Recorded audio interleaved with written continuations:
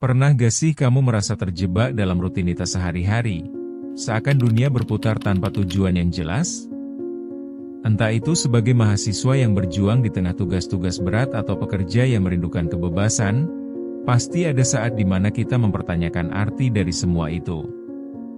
Nah, di saat-saat seperti ini, satu pertanyaan muncul. Kenapa hal-hal yang kita anggap remeh bisa menyimpan cerita menakjubkan di baliknya? Coba deh kita tengok sebuah klub sepak bola, Atletico Madrid. Apa sih yang kamu tahu tentang sejarah klub ini? Mungkin kamu berpikir, itu cuma klub biasa. Tapi tunggu dulu. Ada banyak hal mengejutkan tentang bagaimana Atletico lahir dan berkembang. Yuk, kita terjun ke dalam kisah yang membuat klub ini menjadi juara di hati banyak orang. Mulai dari tantangan yang dihadapi hingga kejayaan yang diraihnya. Chapter 1, Awal mula Atletico, dari Madrid hingga Reversal. Jadi, ceritanya dimulai pada tahun 1903, saat sekelompok pemuda di Madrid berkumpul dengan mimpi besar membuat tim sepak bola mereka sendiri. Mereka menggandeng nama Atletico, terinspirasi oleh klub asal Bilbao. Namun, yang menarik adalah saat itu, mereka bukan hanya bermain untuk meraih kemenangan di lapangan, melainkan untuk mengukir identitas di tengah rivalitas kota yang kian memanas. Siapa sangka, justru dari mimpi sederhana ini, Atletico tumbuh menjadi klub yang menampilkan keberanian dan semangat juang yang tinggi. Dari awalnya yang kecil, Atletico mulai menghadapi tantangan yang bikin pusing. Belum lagi musuh bebuyutannya, Real Madrid, yang pasti bikin makna, persaingan sehat, terasa artifisial. Namun, justru disinilah pesona Atletico mulai seru. Mereka tumbuh dari bawah sambil menerima kenyataan bahwa dalam dunia sepak bola, kadang kita harus terjatuh sebelum bisa bangkit kembali. Ini semua menandakan bahwa setiap langkah kecil dalam sejarah klub mengambil peran penting untuk perjalanan besar mereka ke depan. Chapter 2, Era 1940-an, biang kerok perubahan besar. Satu dekade demi satu dekade, Atletico terus berhadapan dengan berbagai tantangan dan perubahan, terutama di era 1940-an. Berkat masa setelah perang, klub ini menemukan cara baru untuk merebut perhatian. Namun, tentunya tidak semudah membalikkan telapak tangan. Ada banyak bungkam dan kecam yang harus mereka lalui untuk mencapai prestasi yang diimpikan. Ada saat di mana mereka merasa terperangkap di awan kegelapan, tapi inilah kehidupan. Setelah berbagai lontaran ide dan perjuangan berdarah-darah, Atletico akhirnya melahirkan gaya permainan mereka yang sangat khas dan memberikan kesan mendalam di liga. Tepat disinilah momen-momen dramatis dan pelajaran hidup muncul. Dari strategi yang disebut revolusioner hingga pendekatan eksperimental yang mempertemukan pelatih berpengalaman dengan pemain muda, Atletico mulai membangun tim yang tidak hanya bisa bersaing, tapi juga meredefinisi audiovisual mereka di mata penggemar. Ketika kita melihat kembali, bukankah itu menunjukkan bahwa kadang kita perlu berani mengambil risiko, meskipun hasilnya gak selalu bisa diprediksi? Chapter 3, Puncak Kejayaan, menghancurkan dominasi rival.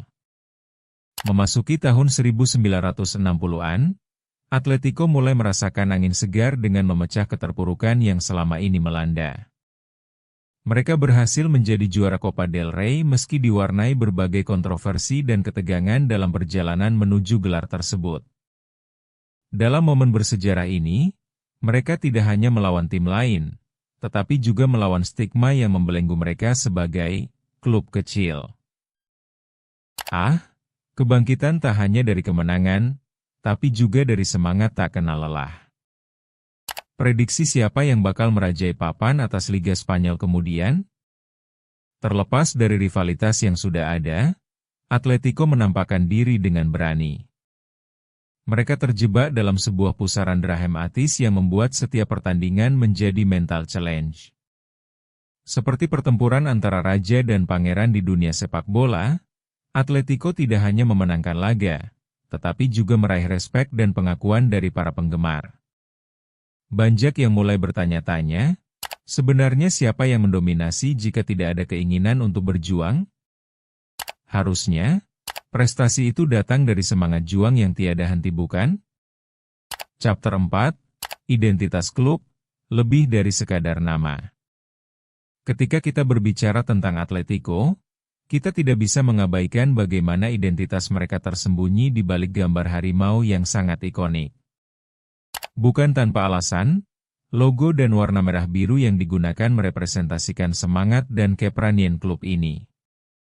Namun, pernahkah kamu berpikir tentang apa yang sebenarnya dijadikan simbol bagi para penggemarnya? Mereka lebih dari sekadar supporter yang datang untuk menonton pertandingan. Mereka adalah bagian dari sebuah tradisi yang tak terpisahkan. Selama bertahun-tahun, Atletico telah menghabiskan banyak waktu untuk membangun karakter dan reputasi mereka. Dari pertandingan legendaris hingga rivalitas abadi dengan Real Madrid, semua menyatu dalam sebuah narasi yang bukan hanya milik klub, tetapi juga milik setiap individu yang menyandarkan harapan pada mereka.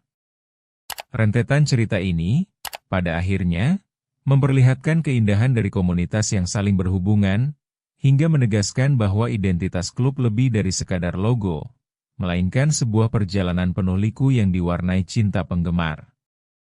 Chapter 5, Masa Kini, Atletico di Era Modern. Kini, Atletico Madrid tak lagi bisa dianggap sepele. Mereka telah mendapatkan tempat di hati banyak orang sebagai salah satu raksasa di dunia sepak bola. Namun, hal ini datang dengan banyak pertaruhan dan usaha yang tidak sedikit. Semua orang mungkin tahu bahwa situasi modern penuh dengan tekanan, dan Atletico jelas menghadapinya dengan sepenuh hati. Dalam dunia yang kerap mengedepankan hasil instan dan permainan yang glamor, Atletico memilih untuk mengambil jalan yang sedikit berbeda, berjuang dengan cara mereka. Dengan menerapkan strategi yang terencana dan berani, mereka menjadi contoh bagi klub-klub lain. Mereka tak hanya mengejar trofi, tetapi juga membangun tim yang memahami nilai dari setiap permainan. Dalam menjalani tantangan yang kita hadapi sehari-hari, ada satu pernyataan yang selalu bisa kita pegang. Kadang, kualitas usaha jauh lebih berarti daripada hasil akhir. Jadi, siapkah kita menjadikan perjalanan ini sebagai pelajaran untuk melangkah lebih jauh dalam hidup kita? Jangan lupa untuk subscribe ke Memoria dan jaga semangat kita untuk terus menggali cerita-cerita yang membawa makna. Karena setiap hal punya asal.